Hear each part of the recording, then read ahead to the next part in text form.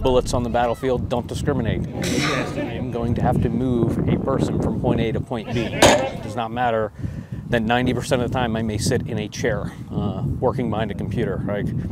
I'm going to have to do these things. Hand and foot, touch, go, sprint. Does a soldier have what it takes to perform in combat? It's a question the U.S. Army hopes to answer with a new test of strength and endurance. Our current physical fitness test is a great test of general fitness. However, it was not a good test for the physical components of fitness required to do your job as a soldier, any soldier in the Army, on the battlefield. For nearly 40 years, the Army's physical fitness test scored a soldier's ability to sweat through push-ups, sit-ups, and a 2-mile run.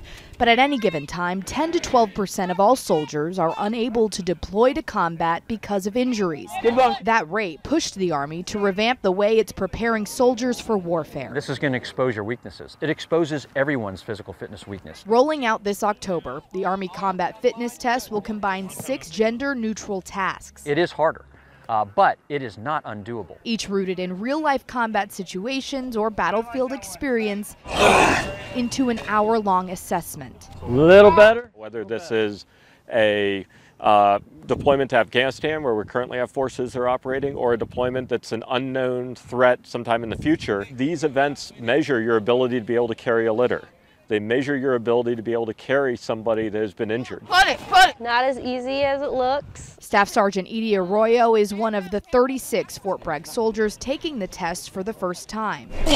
She'll be preparing her unit for the transition next year. It was pretty difficult, especially after going through all of the events and then the last event, being the run. Back home, there's the 1-mile marker. There's some apprehension. I wouldn't say necessarily people are dreading it. People kind of are leery of change. Even Army brass admit the transition will likely be tough for many soldiers. I am prepared to be utterly embarrassed. Hey, come on, let's go. I wake up, I do a few push-ups, a couple sit-ups, and then I go running for about 4 miles. I cannot do that and expect to pass the ACFT. Finish it out. A grueling assessment the Army hopes will build even more well-equipped warriors. Sarah Blake Morgan, The Associated Press.